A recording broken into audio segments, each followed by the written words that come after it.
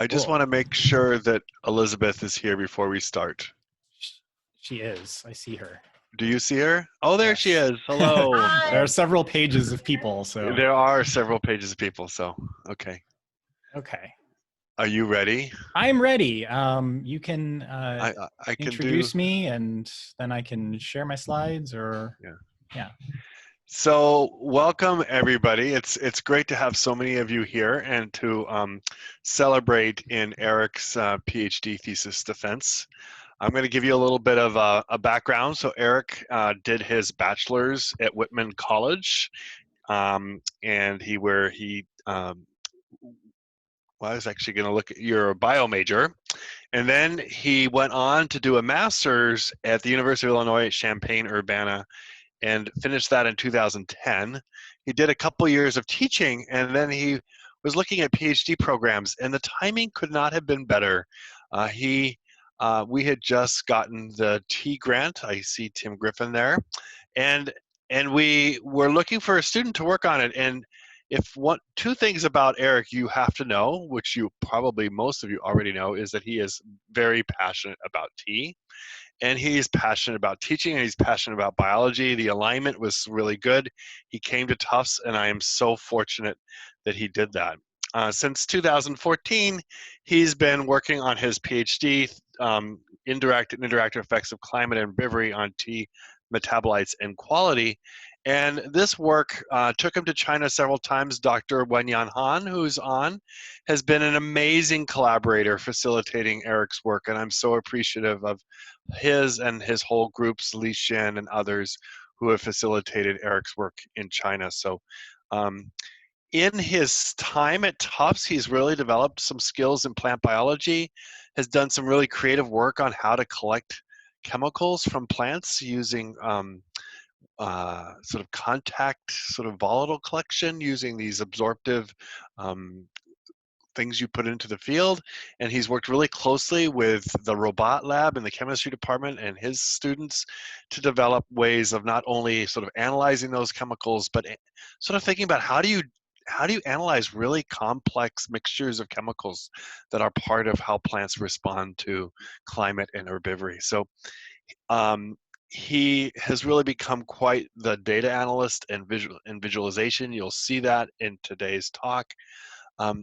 And he's also, I just want to say, he's really passionate about teaching. He taught general biology before coming to Tufts, and that didn't scare him away. So that's a good sign. And since coming to Tufts, he's TA'd all sorts of courses here.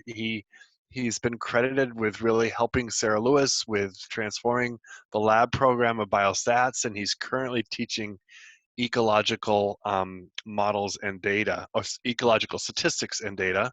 And his career goals are to be a teacher, and I know he has a really bright future ahead of him. And I'm going to turn over the floor to Eric. So Eric, please. Thank you. All right, let me share my talk here. Okay, slides showing up? Yeah, cool. All right, so thanks for that wonderful introduction. And I am going to talk to you today about the indirect and interactive effects of climate change and herbivory on tea. So tea is important because it's grown in regions of the world that are really feeling the effects of climate change hard. And climate change has the potential to affect tea in a direct way through changes in temperature or increases in drought and flooding, extreme events like that. But it also has the potential to affect tea indirectly because it can alter the populations of insects that feed on tea. So this is a report from a nonprofit called the Forum for the Future that they wrote about the future of tea. And in it, they call tea a hero crop or a potential hero crop. And that's because it has the potential to deliver social, economic, and environmental benefits to everyone in the supply chain, from farmers all the way up to consumers. And in this report, they identify several hypothetical scenarios for the future where in the only scenarios where tea is actually able to live up to that hero crop potential are scenarios where farmers have the tools and support of governments in order to adapt to climate change. Hold on just one second. Let me change my video here. Okay, there we go. So I think a really important first step in order to allowing tea to live up to its hero crop potential is understanding how the tea plant is going to be affected by climate change. So here's the tea plant. The Latin name is Camellia sinensis. It's a long-lived woody perennial tree or shrub, and it's grown mostly in developing countries by smallholder farmers. And that's one of the reasons why it has this hero crop potential, because there are many people that rely on it as an important cash crop. And the young leaves of the tea plant are used to produce 6 categories of tea, including white tea, green tea, yellow tea, oolong, black tea, and fermented tea, or also called dark tea. And while processing can change the quality of tea a lot, the quality is still largely determined by the growing conditions of the tea plant. So in other words, even the most skilled tea maker can't make the best tea unless they have the best starting material. So we can further kind of subdivide or categorize tea into commodity tea and specialty tea. So commodity tea is going to be things like bottled tea that's ready to drink, or bagged tea, or instant tea. It's generally picked by relatively low-paid workers earning, often poverty wages. It's relatively cheap. So, a tea bag like this is probably 5 or 10 cents if you're buying it in bulk. And for this type of production system, for farmers, it's really all about yield. Maximizing yield is the best way to maximize their income. Specialty tea, on the other hand, is often loose leaf, like the one on the right, and it's also often single origin. So this is a Phoenix oolong from tea habitat in LA. I just happened to choose this as an example, and so I know exactly where this tea comes from. It's generally picked and processed by better paid workers. It's relatively more expensive. So I picked a very high-end example just to give you an idea of the range. This particular tea goes for $90 an ounce, which is equivalent of probably like $10 or $15 for a mug of tea if you were to brew it Western style. And that's definitely on the higher end. But because there's such a big range, farmers actually have a lot to gain by maximizing quality, even sometimes at the expense of yield. So quality is actually a better predictor of farmer income for specialty tea, and yield is sometimes not a good predictor at all. So specialty tea has more of a potential to live up to this hero crop name, because it can provide it can provide a better income for farmers, and also they're not pushed to maximize yield at the expense of environmental inputs of pesticides and fertilizers, for example. So that's what I'm going to focus on for this talk, is specialty tea. So the tea plant is attacked by a number of insect pests. I use the word herbivore in my title, and herbivore is just something that eats plants. So this is one of those insect herbivores, the tea green leafhopper, Empoasca onucii. It's a major pest on tea plants. It can cause up to a 20% reduction in tea yields. It lays its eggs in the tea shoots in the young stems, and when those eggs hatch, they develop into these nymphs. And the nymphs are super, super tiny when they first hatch out, like less than a millimeter maybe. And then they grow and they molt 5 times. They progress through 5 instars and become winged adults. And these winged adults can then disperse. I should mention also that the nymphs are, even though they don't have wings, they do move around quite a bit, and they can jump, hence the name leafhopper, and they're actually quite active and hard to catch. And they reproduce very quickly. They can get up to 15 generations per summer, so they have this huge potential for their population numbers to increase.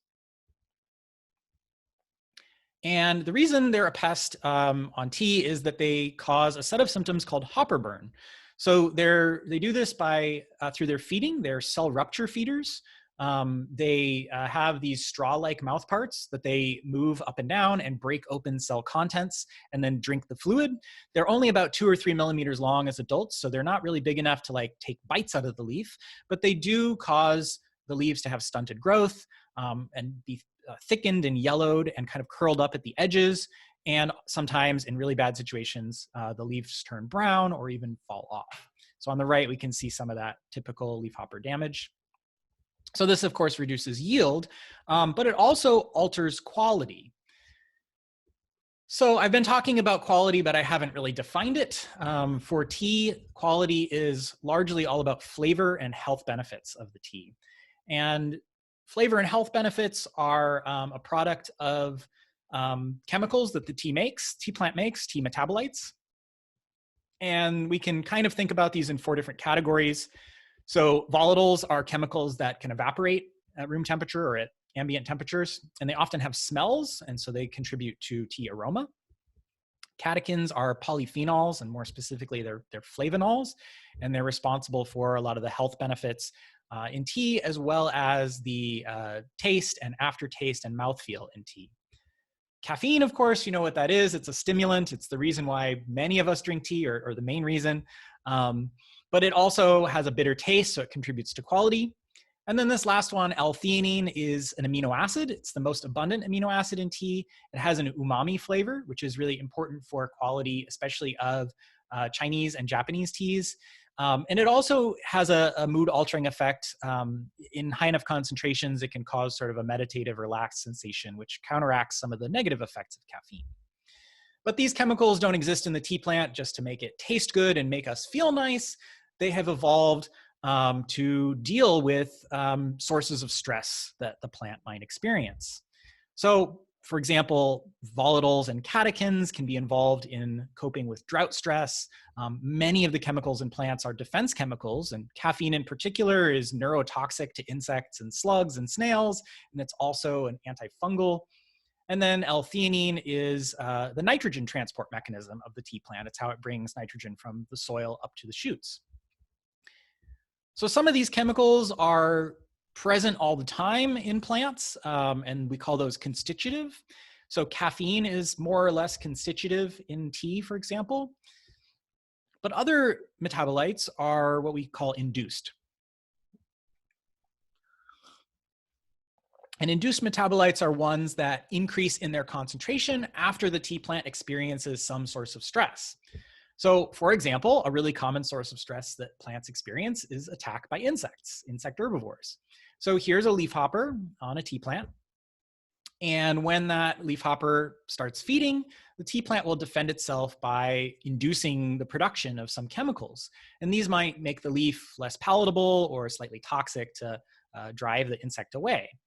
And those responses can be localized to where the insect is feeding, but they can also be systemic and induce production of these metabolites throughout the plant, which is sort of prepares it for attack in other parts. And that changes the chemistry of the whole plant potentially. And they can also produce volatile compounds that carry information about this attack to neighboring organisms, such as predators like this jumping spider.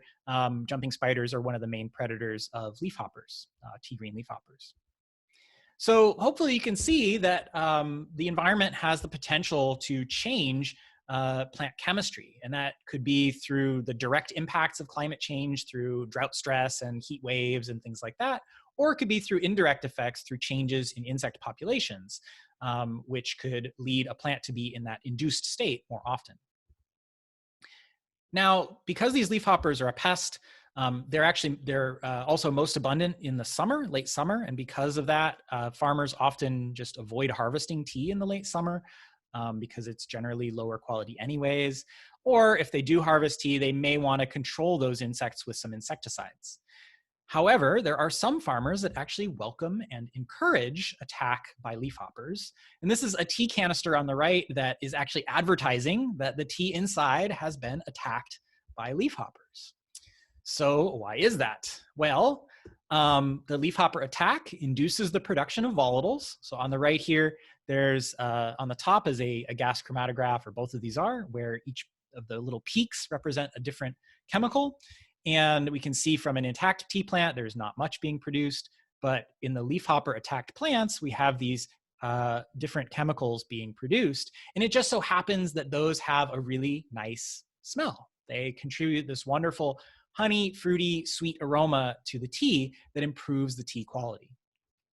So the earliest record of this bug-bitten tea style was in 1933 with a tea that today is called Eastern Beauty Oolong that was created in northern Taiwan. And this is a really cool strategy because it allows farmers to increase their wholesale prices, produce a higher quality tea, just by essentially not spraying insecticides. Those leafhoppers are around because they're a common tea pest. And also, like I mentioned, tea quality is generally lower in the summer, and that's when these leafhoppers are around. So tea farmers have the potential to boost the quality of their tea at this time of year. And even though the leafhoppers do reduce tea yield, that boost in quality makes it a viable strategy. So I'm going to talk to you today about 3 experiments that I did in this system. The first one will be looking at how climate affects leafhopper density and tea plant growth.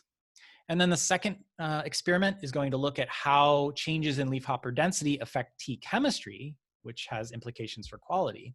And then the third one is going to be looking at how plants respond when they're experiencing both herbivory from insects at the same time as other sources of stress.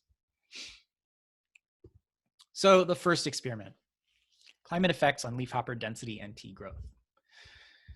So we have some expectations from the literature of how temperature is expected to increase or to affect plants and insects, and it's expected to benefit insects more than plants. And that's because as the temperature heats up, plants protect their water loss by closing the pores on the undersides of their leaves called stomata. And this prevents them from doing photosynthesis as efficiently. And so they're not able to grow as well. And insects don't have those problems, so their temperature optimum is higher than plants generally.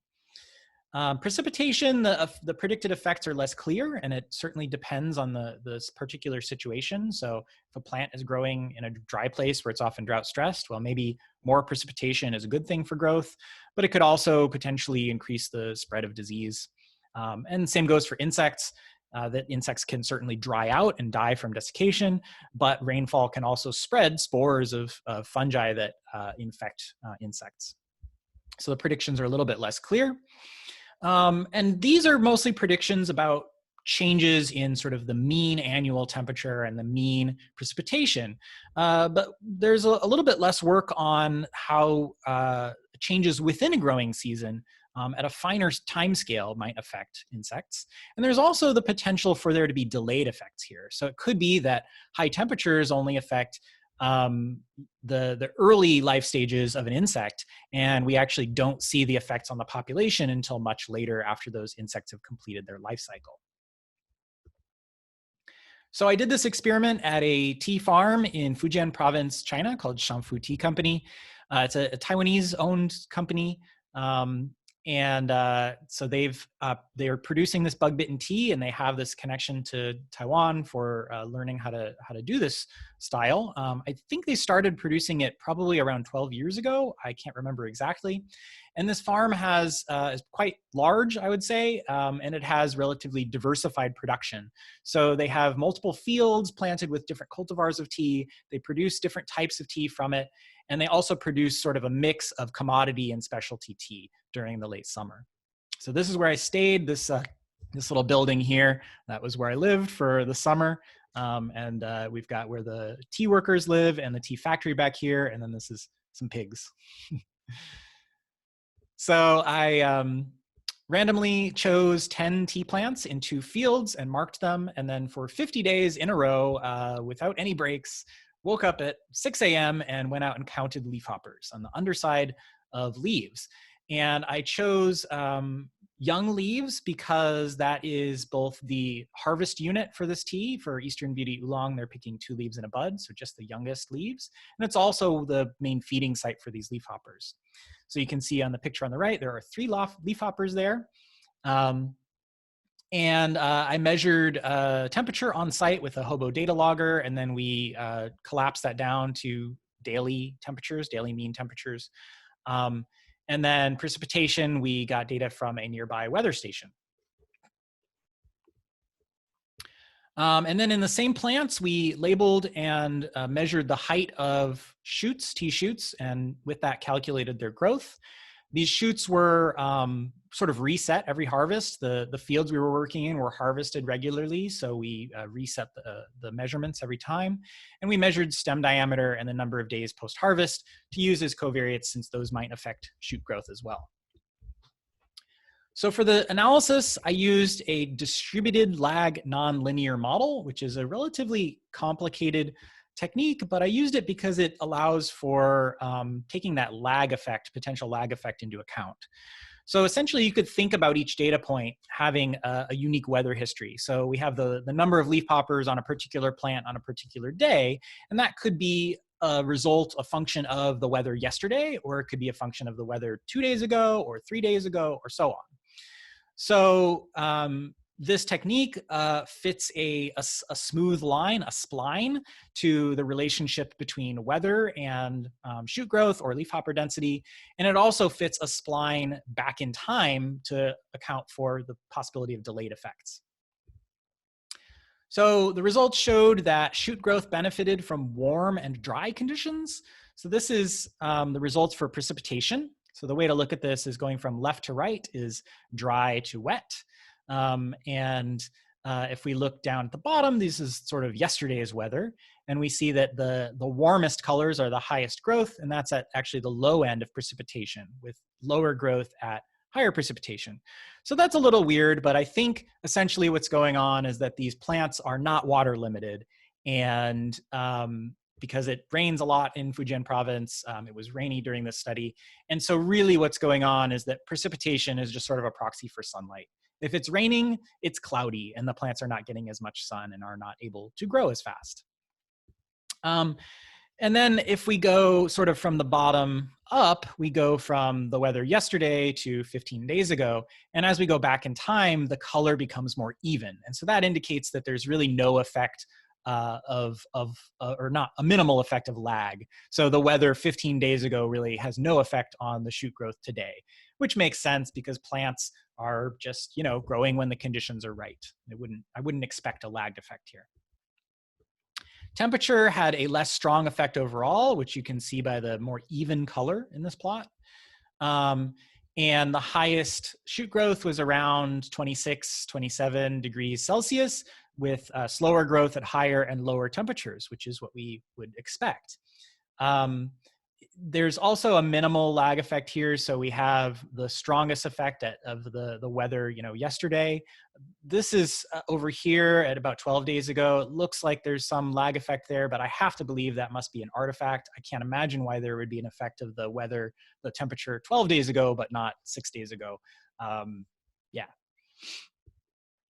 Leafhoppers, on the other hand, we saw sort of the opposite pattern. So their density was the highest under cool and wet conditions. So here's, again, precipitation, and we have the warmest colors, the highest leafhopper density at the highest precipitation that we measured in the experiment. These recent effects are likely behavioral. I can't imagine that leafhopper populations would really increase just overnight because of high precipitation. So probably it was that there were more leafhoppers on the leaves that I was looking at, those the second leaf from the top, those young leaves. However, that's still relevant because those are, again, the leaves that are being harvested. So more leafhoppers on those leaves might mean more damage on those leaves and equate to the quality of the tea potentially. Now there's also some delayed effects here. So this sort of gradient continues back a little bit further than in previous plots. And so there may also be some delayed effects of precipitation, meaning that maybe there's increased survival at higher precipitations, for example. Now, temperature had a less strong effect overall, and it really had no immediate effect. The temperature, the day before measuring is pretty even here. But if we go back in time, we can see that the temperature 9 or 10 days ago did actually have a significant effect on leafhopper density. So what I think is happening here is that temperature is likely affecting earlier life stages that are not represented in my counts. So I'm not looking for eggs at all.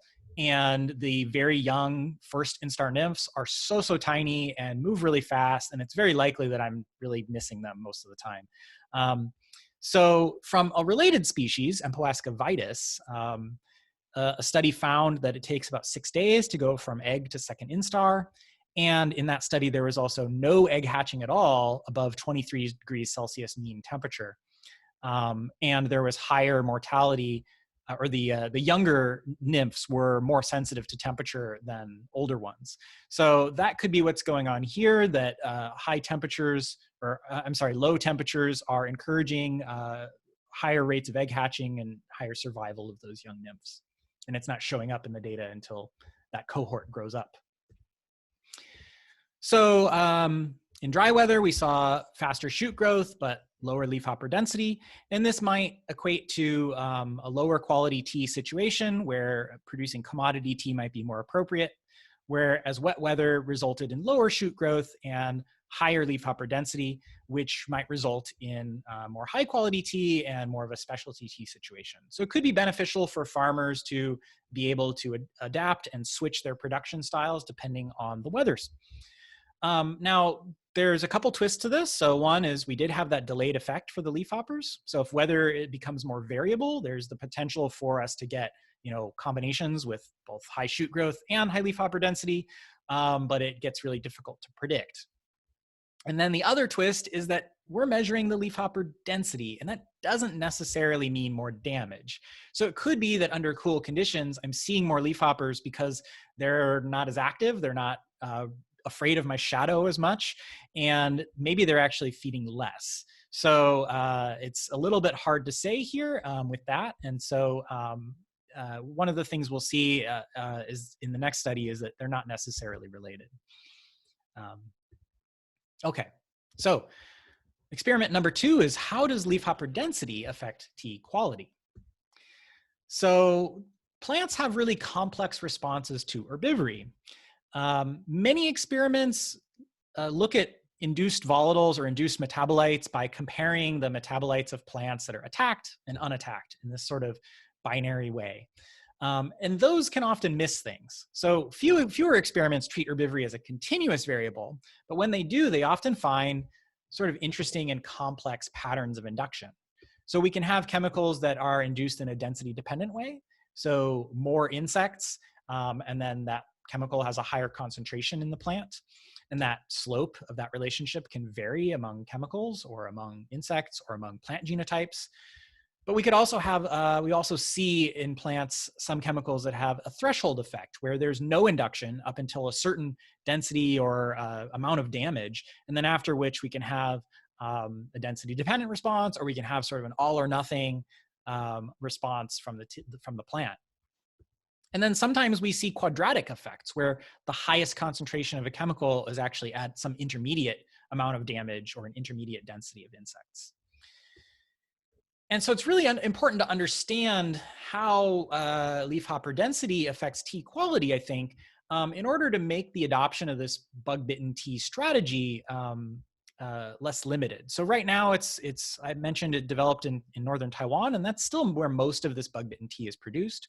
There are some places in China that are starting to produce it, as well as northern Vietnam and northern Thailand, but I think it's still really limited, and all of those places, to my knowledge, really have some direct connection to Taiwan and for the knowledge transfer. So it's a risky strategy, you might imagine, right? You know, as a tea farmer, that leafhoppers, allowing them to feed on your plants, that is going to decrease your yield. That's a certain. But you don't necessarily know how much it's going to increase the quality. And you don't know how much damage you need. There's not guidelines for this, as far as I know. So we don't know what the relationship with quality is. It could be, we don't know where the slope is to maximize yield and quality simultaneously. And we don't even know if it's a linear relationship, right? We might actually have some intermediate level of leafhopper density that's the best.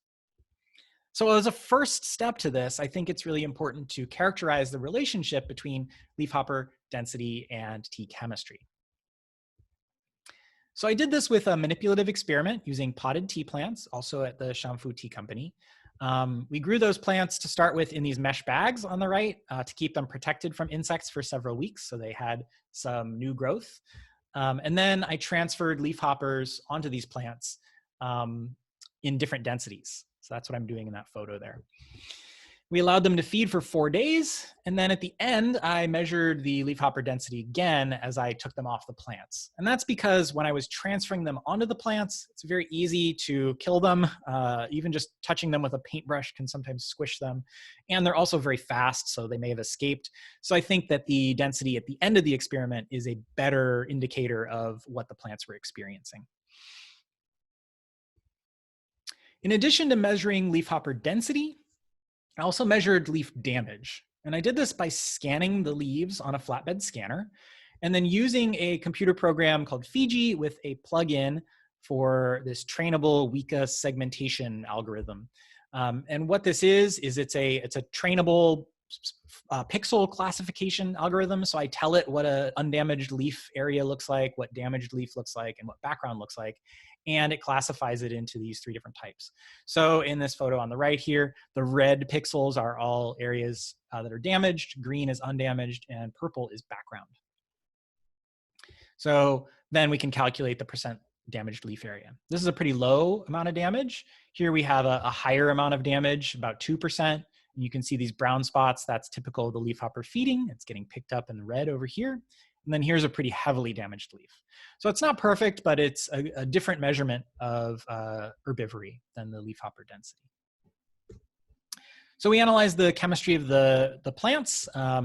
For volatiles, we collected volatiles from live tea plants using a technique called direct contact absorptive extraction, which is something that Nicole Kafori and I created and wrote about in the Journal of Agricultural and Food Chemistry. And what it is we place this little magnetic stir bar that's coated with a silicone polymer that's absorbent. It absorbs the volatiles from the leaf surface and the air around the leaf. And because it's a magnet, we can just attach it to the leaf with 2 little 2-millimeter diameter neodymium magnets on the top of the leaf. Garbage collection, sorry about that. I can then put those in a vial and ship them back to Tufts, and we can analyze them with gas chromatography and mass spectrometry to identify and quantify the chemicals that the leaf's producing. And then for the non-volatile chemicals, the catechins, caffeine, and L-theanine, I dried the leaves using the microwave in the apartment I was staying in because that was all I had at this tea farm. And then we brought those leaves back to Tufts where I extracted those chemicals and analyzed them with liquid chromatography and mass spectrometry to identify and quantify them. So one of the first things that we found, which was kind of interesting, was that there was not a simple linear relationship between our 2 proxies for herbivory, density and damage. And in fact, it looks almost like there's this threshold here at about 0.5 leafhoppers per leaf, where under that threshold, there's really no relationship between density and damage. And then after that threshold, we see a linear increase in damage with an increase in insect density. I'm not exactly sure what's going on here, but one thing to keep in mind is that this damage metric, it's measuring the brown spots on the leaf. And those brown spots are caused by the oxidation of catechins. And so if you know anything about tea processing, that involves the combination of catechins and enzymes in the leaf, such as polyphenol oxidase. And those then create theaflavins and thearubigins that have a brown color. And so it could be that at that density, we have some change in the leafhopper feeding, but it could also be that there's more catechins, or it could be that there's more of this polyphenol oxidase, which is something that I didn't measure in this study. Oops. So if we treat leafhopper density as our proxy for herbivory, we see that leafhopper density had a significant effect on the volatile blend, but no significant effect on the non-volatiles, which was interesting. It was a little unexpected. Of the 155 volatiles we identified, or we measured in this, 35 of them were related to leafhopper density. And most of those were terpenes, and these are chemicals that in the literature were often involved with a species-specific plant defense. So these are the top 9 chemicals related to leafhopper density. And we have on the x-axis here leafhopper density, and then on the y is something that we can think of like concentration.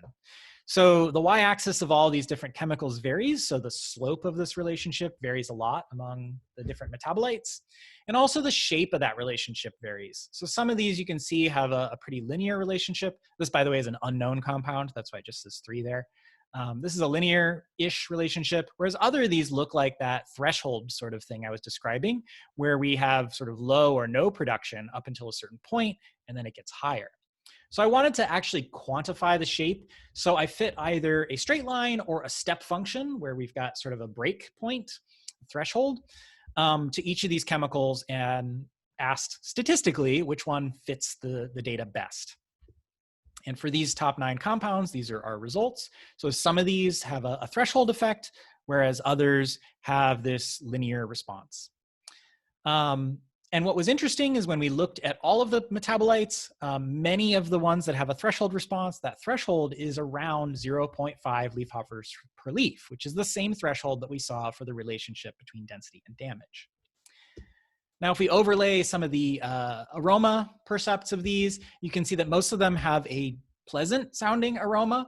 And so probably we're getting increases in quality as leafhopper density increases with a potential threshold at that 0.5 insects per leaf.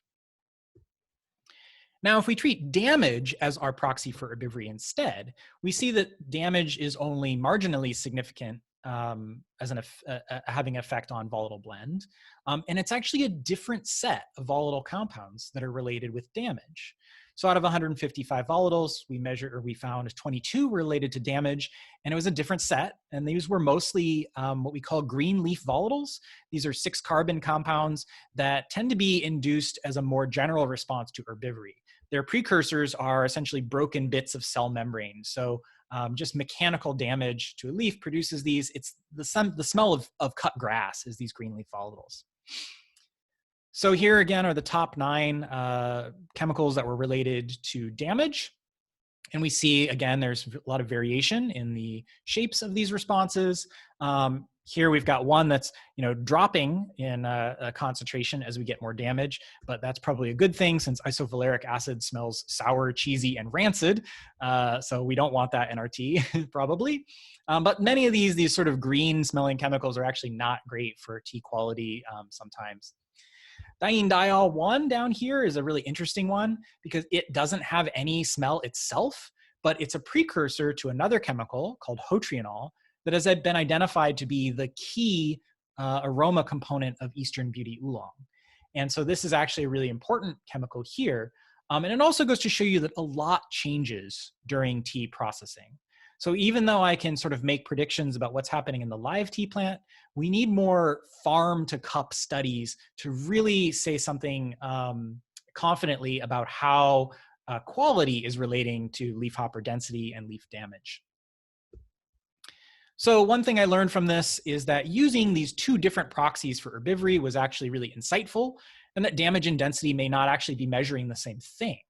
So the metabolites that were closely related to damage were more like the response that we would see from mechanical damage of a leaf, whereas the metabolites that were responding to density were more like metabolites we would expect that were related to leafhopper feeding.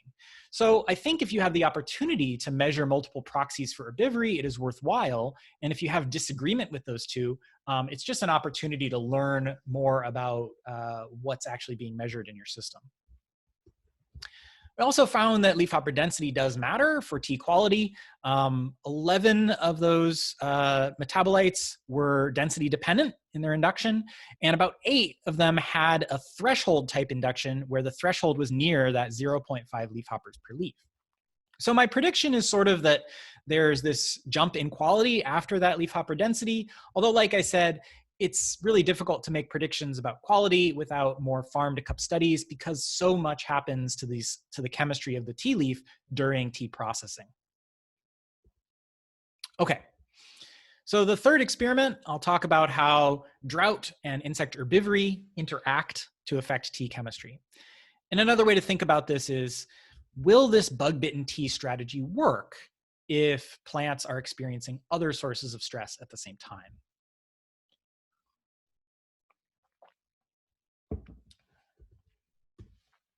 So we have some possible expectations for this. So plants that are under drought stress often respond by inducing the production of plant hormones and metabolites that are shared with herbivore-induced responses.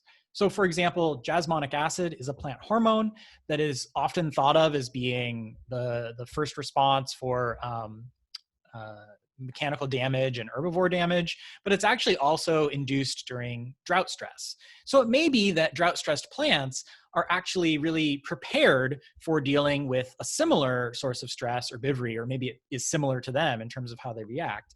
And it may be that drought stressed plants have an increase in their induced response to insect herbivores. On the other hand, drought makes plants unhappy. It inhibits photosynthesis. If they're not photosynthesizing, they're not producing sugars, they may not have the raw building blocks to produce those induced metabolites. And so we might expect actually that the opposite, that drought decreases the induced response of plants. So I tested these predictions in an experiment at the Boston Area Climate Experiment, also called BASE, in Waltham, Massachusetts. And the setup here is these plots with this kind of roof over it, where we have these polycarbonate slats that block rainfall. And by placing these in different spacings, we can block different amounts of rainfall. So at the experiment, or at BASE, we had plots that didn't have any of those slats, and they let 100% of the rain through and just got ambient rainfall. There were plots that only let 75% of the rain through, and there were plots that only let half of the rain through. And so this is going from least drought stressed to most drought stressed. And each of those plots were replicated 3 times. So Colin actually planted tea plants out there, and they stayed out there for the summer and experienced different degrees of drought stress for about 2 months. And then when I got back from China, I sprayed the plants either with methyl jasmonate or a control. And so methyl jasmonate is a plant hormone. It's often used to simulate herbivory because it is a hormone that's produced in response to insect herbivores and causes a cascade of reactions and induction of chemicals. And it's easier to control than insects. And also, we don't have leafhoppers in Boston, so we couldn't use leafhoppers for this experiment. We don't have tea green leafhoppers, rather, I should say. And then we sampled the volatiles from these plants again by direct contact absorptive extraction. We also measured non-volatiles, but I'm not going to talk about those results today. So out of 128 volatiles that we detected, 42 of those were related to the methyl jasmonate spray, were induced. And for most of those metabolites, their induction was inhibited by drought stress. So here's an example. We have in red the methyl jasmonate treatment, and in blue is our control treatment. And then in for each of these chemicals, we have drought stress increasing from left to right. And then this is on the y-axis again as sort of a measure, you can think of it as concentration. So for ethyl 4-ethoxybenzoate, it's really not produced at all in the control plants. It's really only in plants that have this methyl jasmonate treatment, but the strength of that induction goes down with increasing drought stress. And that was the pattern that we saw again for the majority of these induced metabolites. However, there were a few metabolites, 6, that were actually enhanced by drought stress. And we shouldn't discount these because some of these were actually really important metabolites. So one of them is methyl salicylate.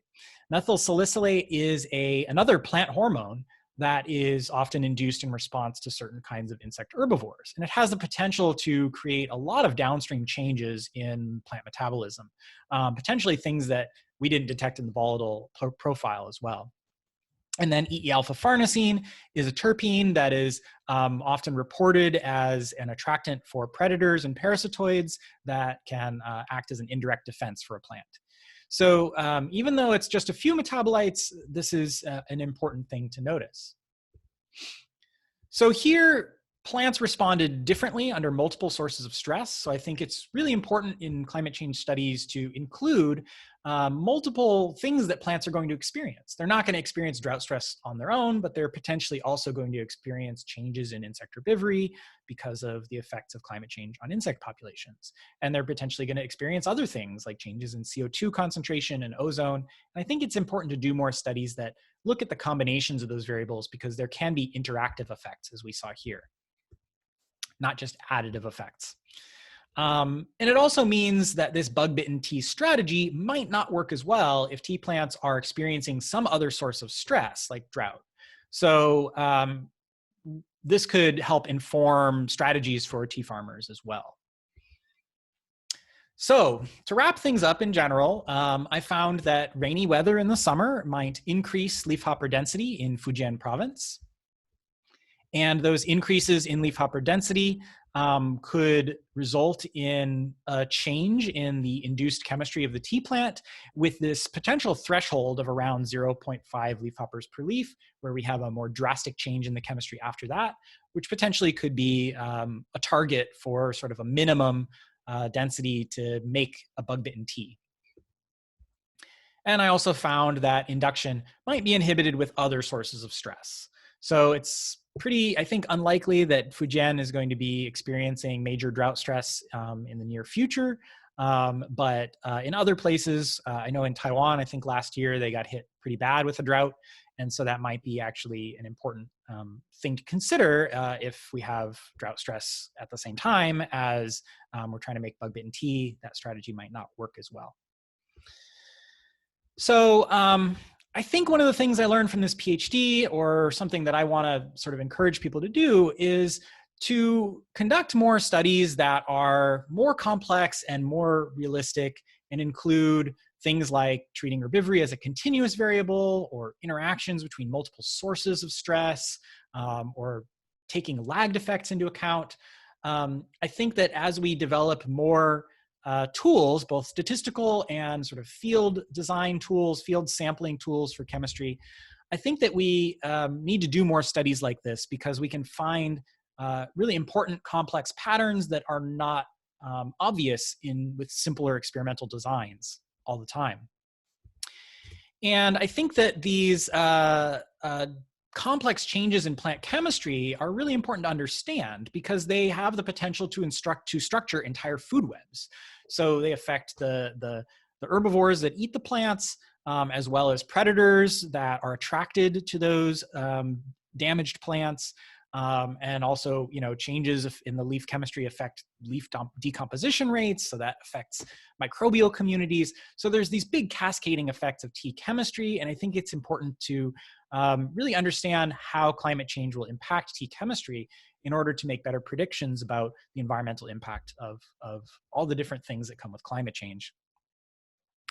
And also, I think that this strategy of taking advantage of plant stress is a really potentially viable climate adaptation strategy. This bug-bitten tea was, at least as the story goes, discovered by accident. And so I think it's possible that there are many other crops where the quality is dependent on chemicals that are essentially defense chemicals, things like hops, herbs and spices, or even recreational and medical cannabis, where there's the potential that some level of insect damage is actually beneficial for quality and can outweigh any reductions in yield.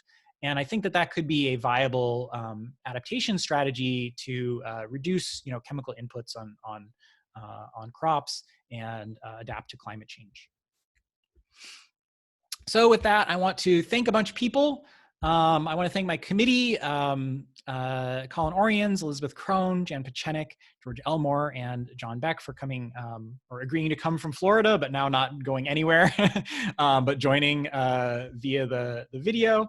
And I also want to thank Sarah Lewis. She was not on my committee, but she was a really great mentor for me. And I really appreciated all her advice on teaching and research and all sorts of things, career things. Colin, you've been a really excellent advisor. I think that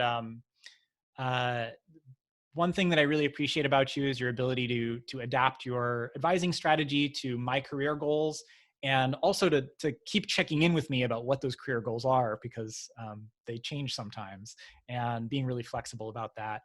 I also really appreciate your ability to sort of help me think on the bright side of things when I've had experiments that don't go right and I'm really just stuck in the weeds and not thinking about the bigger picture. And you've helped me be better about that.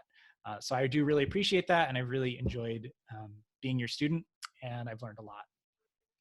I also want to thank all my collaborators and co-authors, which I'm sure I've forgotten some people, but I especially want to thank Nicole and Amanda. You guys have been really awesome, and they've run all the volatile samples for me and helped me so much with the analysis of the data. And they both worked so incredibly hard at doing everything in the robot lab that they did. And I just really great collaborators, had a wonderful experience working with both of you, especially Nicole. I think we had a really awesome time learning together, and I really appreciate it. I also want to thank everyone at the T Research Institute, but especially Professor Han. Professor Han, you did everything to make my stay there comfortable and made sure that I have everything I needed for my research for successful field seasons. And you did things like force your students to speak English in lab meeting on my benefit. And I really appreciate everything that you did over the years for me. And I hope to come back soon and visit and work with you again. I also want to thank everyone in the Han lab who I don't have everybody pictured here again. One thing I've learned about making these acknowledgement slides is that I'm not very good at remembering to take pictures of people. So there are definitely people missing from all of these slides. So if you're not on there, don't take it personally. I especially want to thank two members of the Han lab. I want to thank Li Xin. Li Xin is one of the most positive, energetic people that I've ever met. He was so incredibly busy, but took so much time to make sure that I had everything that I needed there. And not just, for research and for collaborating on experiments, but also things like, taking me shopping and helping me just adjust to living in China. And I really want to thank Wei Jipeng as well. He came to the Han lab and actually joined a summer early because I was looking for someone that could help me as an interpreter. And he just became so much more. He's a really wonderful, genuine person. He's a great scientist. And he's also a really good friend. And I'm super happy that we met. And again, hope to see you both again and work with you again in the future. I have a lot of undergraduates that have worked on these projects with me, and I just have pictures of a few of them. People at Tufts, as well as undergraduates working in China. I've been very lucky to have all these wonderful people helping me out with this project. I also want to really thank Shamfu Tea Company for essentially giving me a place to live and feeding me for free, and also brewing me amazing tea every day, and taking me out to dinner and drinks and things like that. This on the left here is the general manager, Mr. Liu. And here's Mr. Zhang. He's the owner of Shamfu Tea Company. He let us essentially stay in his apartment at the tea farm. So that was very generous of him. And then his brother, this is another Mr. Liu, his older brother here. He was very great about keeping us informed about the harvest schedule and things like that so that our experiments really went smoothly. I want to thank the Cronians lab group. I think this is maybe our only group photo, which is pretty sad, but it's actually kind of fortunate that we have this Zoom thing going on so we could get a group photo. And so you guys have all been really wonderful at giving me feedback on my research, and it's great to hear about such a diverse array of science in our lab meetings and social events and things like that. And then Avalon's here too as well. She started joining our lab meetings. And I want to thank Avalon too. She's been my TA this semester. She's also been moderating this Zoom call. And she's just been really incredibly great at building community in sort of this quarantine time. And I want to say I really appreciate that. I think it's been really great to have that. All my friends at Tufts, again, I don't have pictures of all of you because I suck at taking pictures, but all of my Tufts friends for everything, and all of my friends at home for being really patient with me and feels like we just sort of pick up where we left off every time we talk. And I want to thank all my friends at the Tea Research Institute in China for welcoming me and inviting me to things, even though I can't speak Chinese. I want to thank just the tea community in general, which this is not a photo of, but it's an example of when I had to go to Taiwan to renew my visa. And I just went on Facebook and said, who wants to meet up for tea? And met up with like 5 or 6 people from the tea community. And that's what the tea community is like. And being able to communicate my science with you and have people appreciate it is the best treatment for imposter syndrome. And so I really, really appreciate that I have this community of people. I want to thank my parents, my dad. So I think, kids are sort of born scientists, and you just have to encourage them to get them to be good scientists. And I think that both my parents did that. My dad took me camping every summer of my childhood with my cousins and friends, and let me have probably much too free of a rein to just kind of wander around and explore and hike and eat wild edible plants and not be too freaked out about it, and take me fishing and things like that. And that really developed my skills as a naturalist. And of course, I want to thank my mom. She also introduced me to nature and took me hiking.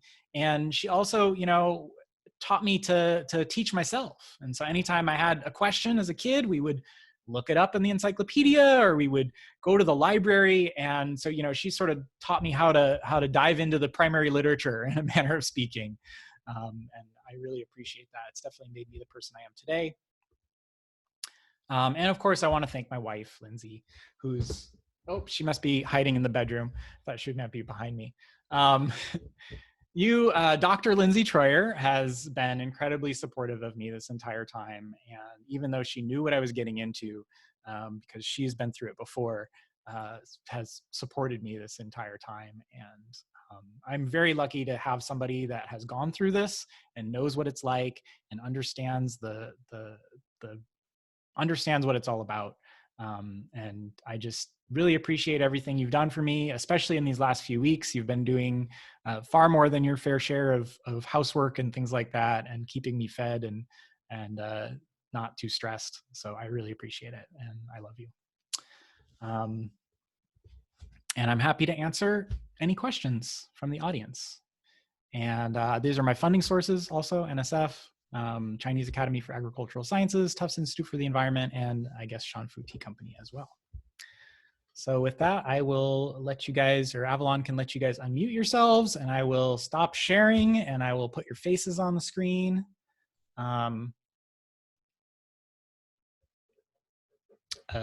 Yes. Here we go. Yeah. All right, I can see your faces now.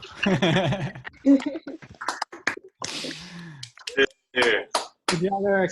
So I wanted to just say a few words. That was a wonderful job, Eric. Thank you very much. Just in protocol, there's 89 of you. I think you're down to 86, but it's an amazing turnout. Thank you all for coming. I just saw your backgrounds.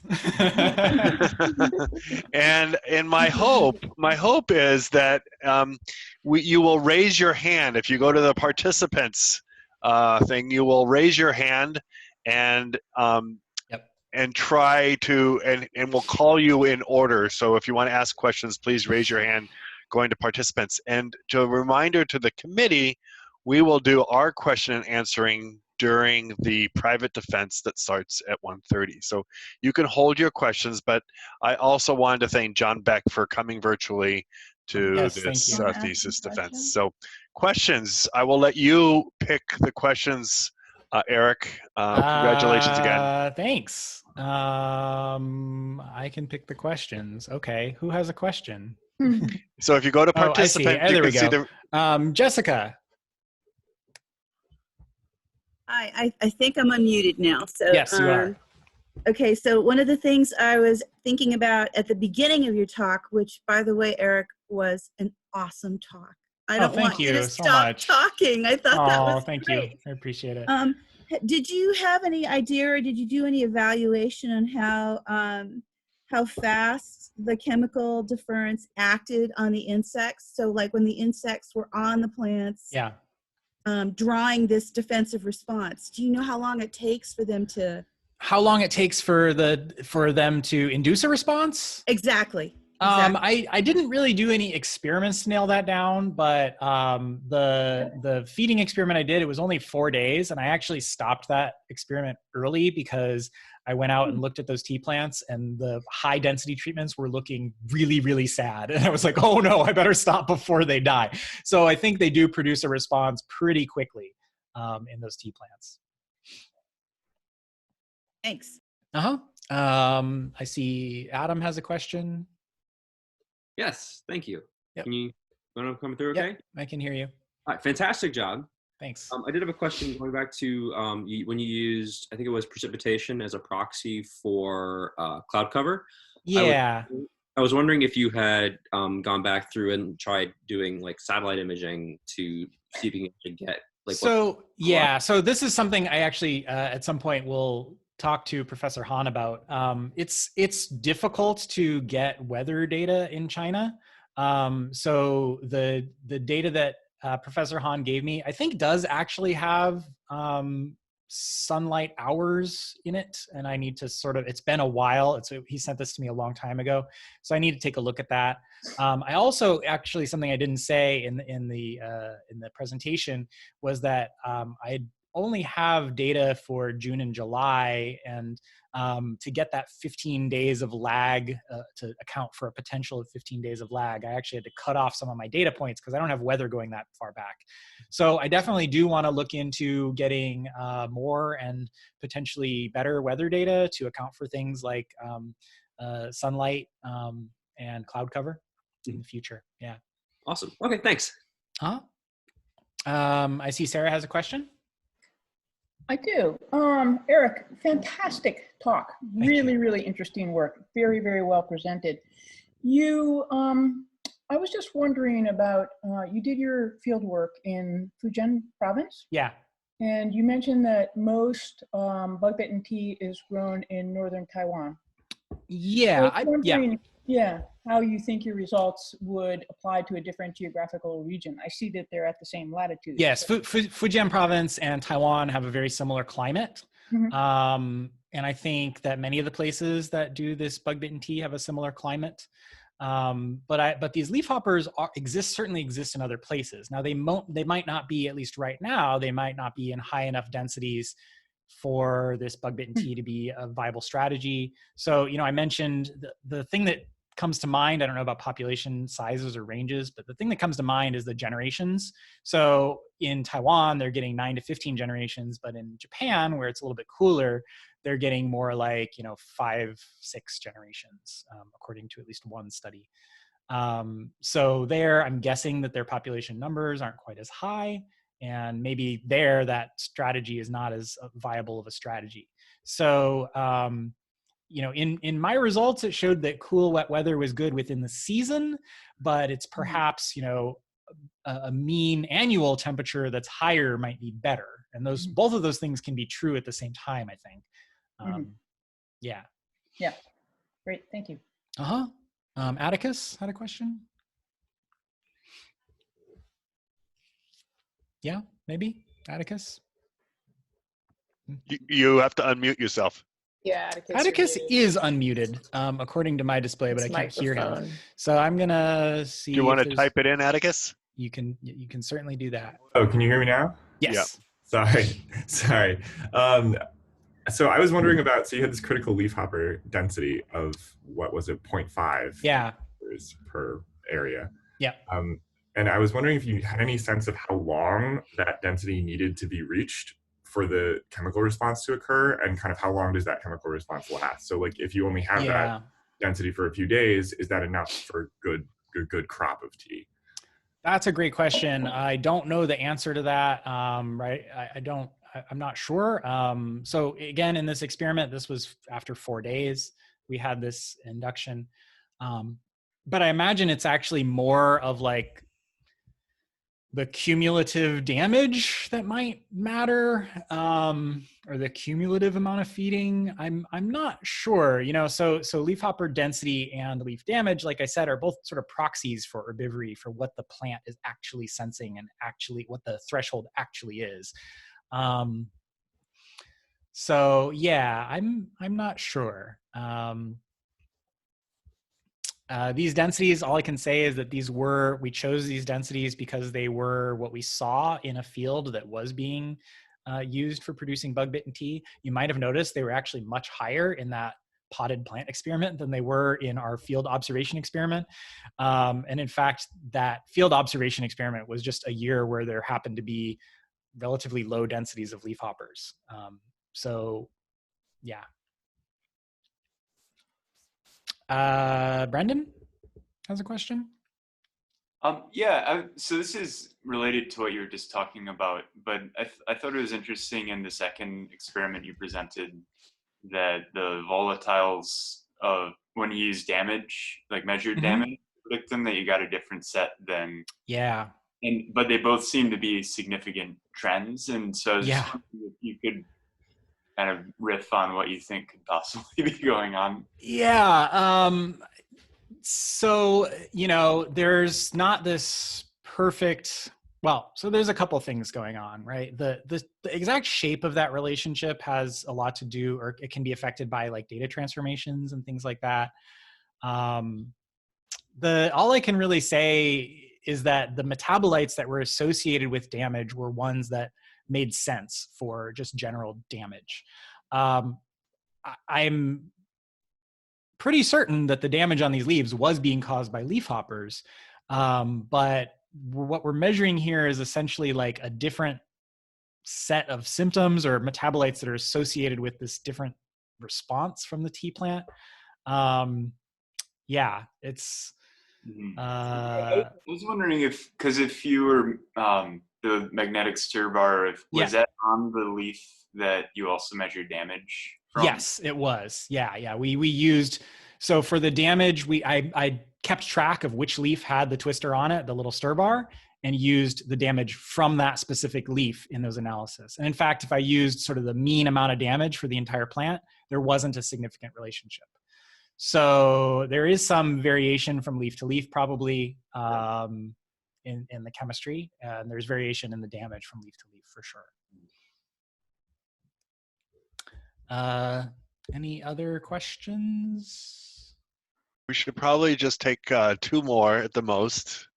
Yeah. Adam, do you have another question, or is your hand just still up? I don't know how this hand raising thing works. I did have another question, actually. Okay. I just wanted to actually kind of a political question, I guess, because I know China and Taiwan aren't exactly what you'd call best of friends. And so I was kind of curious how a Taiwanese operated tea company working in China mainland, how that kind of functioned. I actually have no idea. I'm not sure how that works. But I know that the owner, Mr. Zhang, he spends half his year in Taiwan and half the year at the tea farm in Fujian at Shangfu Tea Company. I'm not exactly sure how it works. But there's this interesting thing that I think is another limiting factor for bug-bitten tea, is that people have this sort of idea that it's a Taiwanese thing. So it sort of has this like location specific brand recognition. So it's actually hard for people from other places to sell bug-bitten tea because it's sometimes viewed as like not real or not authentic if it's not from northern Taiwan, even though, there's lots of places in the world with a very similar climate that have exactly the same leafhopper. And in this case, it was even the exact same tea cultivar that was brought from, it was a Taiwanese tea cultivar that they were growing at Shangfu that they used for, at least for their high quality Eastern Beauty Oolong. So, I'm not exactly sure what the politics are, and I don't know how it works. I can't speak to that. Okay, thanks. Eric. Eric? Yep. It's Al Robot. I have a question. I don't know how to do this hand thing either. That's okay. So I'm just going to butt in. Sure. My question is the following. We know that the quality of tea in the spring, both in Yunnan and Fujian, even though they have different rainfall. Yunnan, literally 0, Fujian, in the 30 to 50 millimeters of water, is of the highest quality. Right. So how, in your data, you said that the wetter it was, the less leafhopper density yield. Wetter was higher leafhopper density and lower tea growth. So it probably wasn't actually the wetness that affected the tea growth, but probably the sunlight. Because we know that the wetter it is, the bigger the mass of the leaf is. Yep. And yeah, in Yunnan, right? Yeah, so in Yunnan, we have this thing where in the dry season, we have slower growth and high quality tea. And then when the monsoons hit, we have this rapid growth, and it sort of both dilutes chemicals and changes the aroma profile, and it's worse quality. In Fujian, it's sort of rainy all the time, I think, is sort of the sense that I get from the weather. So there's not this big change in growth rate with rain. And actually I saw slower growth with rainy weather in Fujian.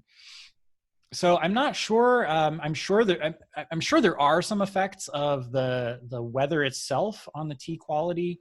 But in Fujian, it might not have something to do with the water in the same way that it does in Yunnan. But my question is, if you were to advise a farmer where to put a new farm, I get this question all the time. Where to locate a new farm given the changes in climate that people are expecting? Yeah. What would your advice be?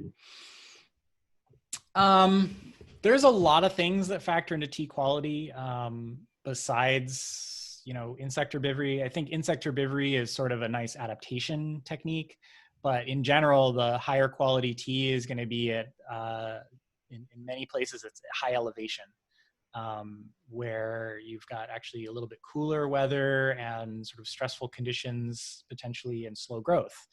So if you're aiming to produce specialty tea, a high quality tea, you might want to aim even a little bit more northward than the tea is comfortable to sort of account for warming in the future. And so actually some of these tea companies in North America that are growing tea, and there's a tea company in like British Columbia that has tea planted. There's one at the Finger Lakes in New York that has tea planted. There's one in, I think a tea farm in Michigan or something. And you're like, these people are nuts, right? But actually maybe these are good places to start tea farms, because a few years from now, when these tea plants are mature, the climate there is going to be more mild, and it might actually be right in that sweet spot of sort of cool, humid weather that the tea plant really likes and produces that sort of slow growth, high quality tea.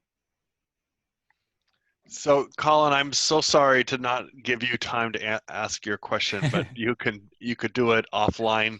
But can we give him a big hand? You could, in whatever way you want. Thank you. Thank you all for coming. Thank you so much. Well done. Thank you so much for coming. You may be the only PhD defense that also had a snake listening. So yeah, Snake Guy was here. Eric, we'll see you at 1:30. All right. Congratulations. Sounds great. Congratulations. Bye.